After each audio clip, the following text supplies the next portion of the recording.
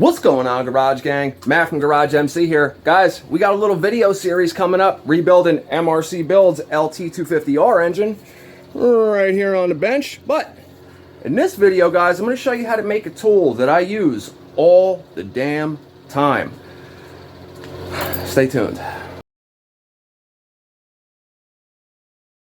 Alright guys, so when you're into rebuilding small engines or anything like that, especially, you know, made out of aluminum and everything like that, sometimes heat and stuff will warp things, and especially between two mating surfaces. So what you want to do is you want to either A, have it resurfaced, or B, if you can, like myself, I like to do stuff myself in the garage, DIY. I don't like sending stuff out to get done unless I absolutely need to. So in this video, guys, I'm going to show you guys how I make my little DIY at-home resurfacing stone. So yeah, let's get into it. It's going to be a quick video, and I think this is going to benefit a lot of you guys that work on your own stuff. Pay attention. Alright guys, so here's one of my old ones. This is like 400 grit. Usually use like a lubricant to do it. This is a 12 by 12 Corian tile, guys. You can get one of these at like Home Depot, anything like that.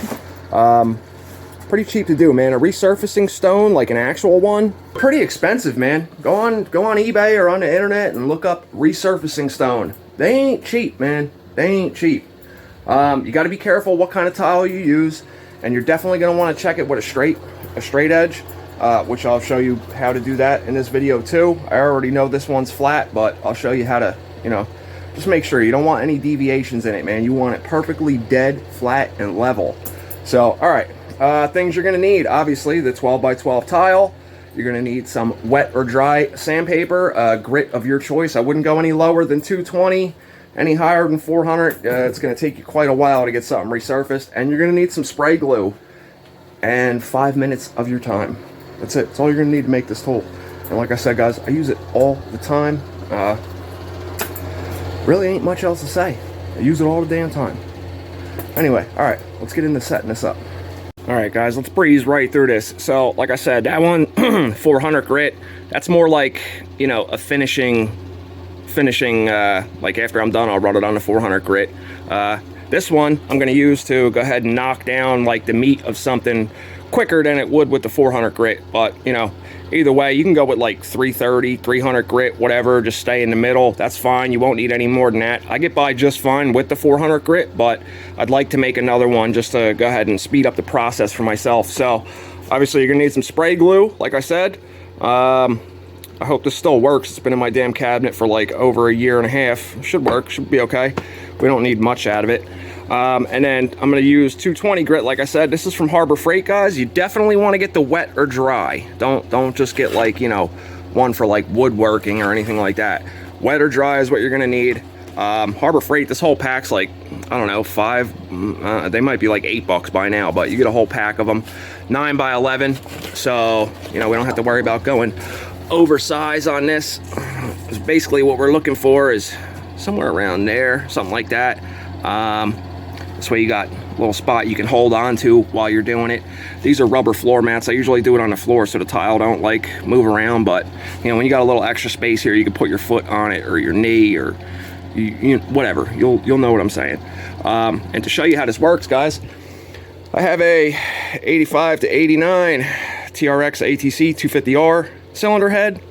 I went ahead and put green Sharpie marker on there. They make stuff for like machinists. I think it's called die chem. It's usually like blue or something like that, but this will give us the exact same, you know, it basically going to let you know where your high spots and where your low spots are. So when you start to resurface this, all the high spots will rub off right away and any low spots will stay green. So it's pretty self-explanatory there.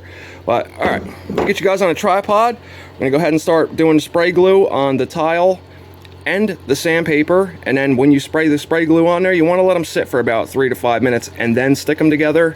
I usually take another tile or I'll flip it upside down because you want it to dry flat. You don't want any air pockets or air bubbles or anything like that.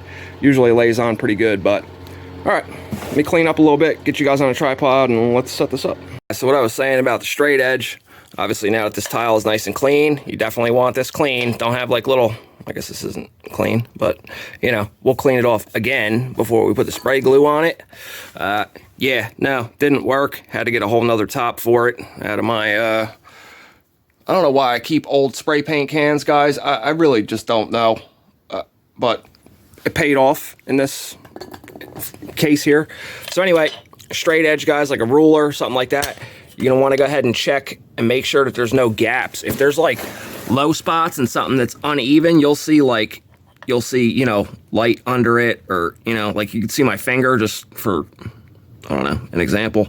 Put a flashlight behind it, and then you could run it across there and make sure it's flat. If you guys don't want to go get a tile, sometimes these countertops like this, the Formica ones, they're usually pretty damn straight, man. So, I mean, you could get away with this if you wanted to, but, you know, you want to check several areas. They could have deviations in it and stuff, but, you know, do that at your own risk. Do this at your own risk too, guys. This is just what works for me. And we'll go ahead and make sure we're clean here. Yeah, I'm just holding you guys in my hand. I didn't get the tripod out. That's just how simple it is to do something like this. All right, so we'll take our spray glue, and you want to put some, I want to make sure it's shook up first. We'll put some, just that's nice. So you get for using a black spray paint can lid for the glue.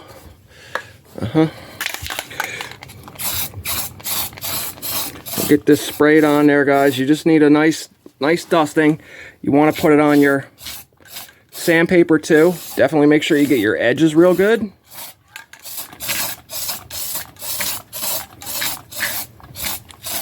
And then we'll go ahead and let this sit for about 30 seconds. And then we'll stick it on there and we'll wait for it to dry. So we'll pick back up after this dries. All right, guys, so now that is nice and dry, it's flat on there. The reason I said just missed the spray glue on there, you don't want a puddle of it under there and then that to dry. It'll just defeat the purpose of having a flat surface. Yeah, your hands are gonna get a little dirty doing this. So we'll go ahead and take our 85, 86 ATC, 86 to 89 TRX 250R cylinder head. Like I said, guys, I put the green Sharpie marker on there just so you could see what's going on. You could do it dry, but you know, we're using wet or dry sandpaper. I like to lubricate this stuff. Plus, it also makes the sandpaper last way longer. So use some PB Blast. You can use WD-40 too. It's not a big deal. Just put a little bit on there. You don't got to soak the whole thing down. You know, just a little bit like that. And then what you want to do is you want to spread the icing real smooth. Yeah, I'm corny. All right, guys, so not going to go digging into this thing like real hard. Just going to go ahead and let pretty much the weight of the part do the job here. So let me turn this so I can hold down on it. Make sure you guys are in the shot. And we'll do a couple passes and I'll show you where we're at. So remember, it's fully covered in green. So here we go.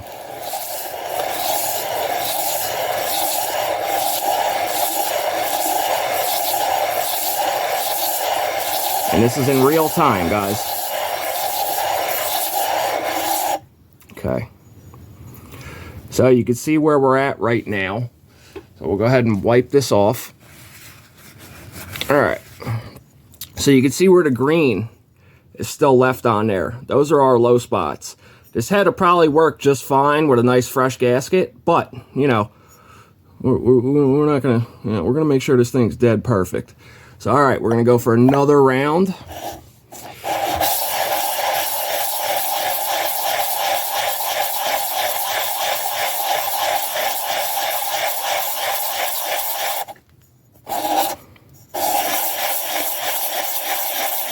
Any of you guys have been watching my channel for a long time, you should remember that I did this with a 400EX head probably, I don't know, over a year and a half ago.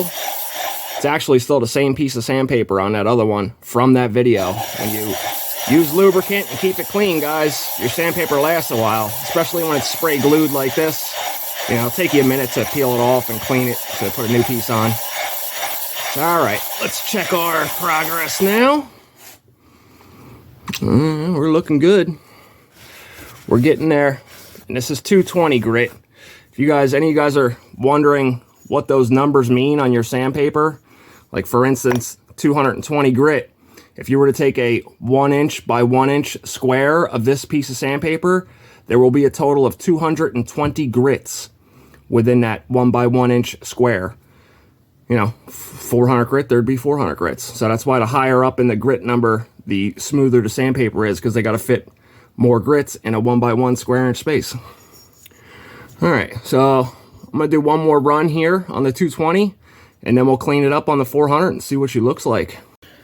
All right, guys, one more run on the 220, and that's where we're left at. Don't quote me on this, guys, but you see this little dimple here, and this one up here, and also this one here.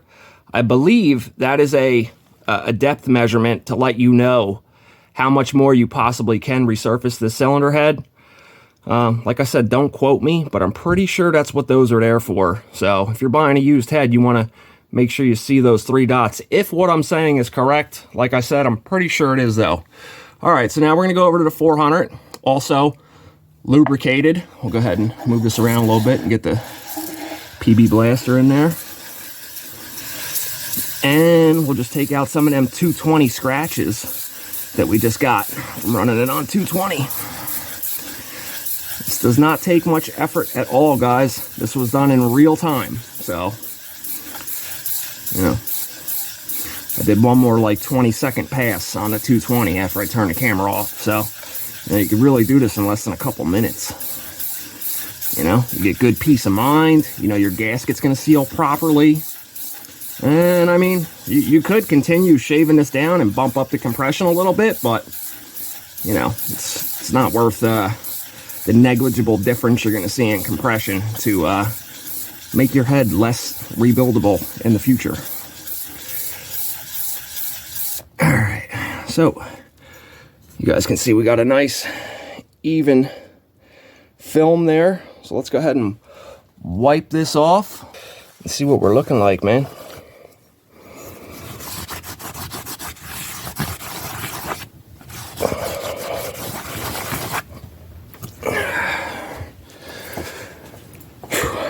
There we go, guys. Nice DIY resurfaced cylinder head, ready for install, man. I went ahead and sandblasted the other part of it. If you guys need this exact cylinder head, it's going on eBay by tomorrow. Today is I don't know, Saturday, July like 12th or 13th or something. I don't even know what day it is anymore, but if you guys need one of these, check it out on eBay. You will get this exact one you just watched me resurface, and it'll come with a sticker too. So, all right, guys, real quick video, man. I hope that was useful for one of you guys, and give it a shot, man. Give it a shot. Check it out, guys. Very simple to make, very cheap, dude. I think you can get one of them tiles for like $5 or $6. You know, sandpaper's like, I don't know, $5 to $8 for a whole pack of it. Spray glue's what, $8 a can? So around 20 bucks, man. You can have your own little DIY resurfacing kit. So, all right, guys, I'll see you in the next video. Thanks for checking us out. Don't forget to drop a comment. You know, I read and answer them all. So, throw me a thumbs up, man. Throw me a thumbs up, guys. That's like the biggest thing on YouTube that helps out the channel.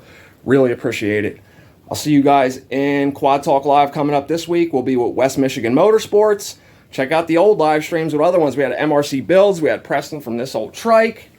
Tyler McNabb. We had Justin from Justin Carl Films. We got way more coming, guys.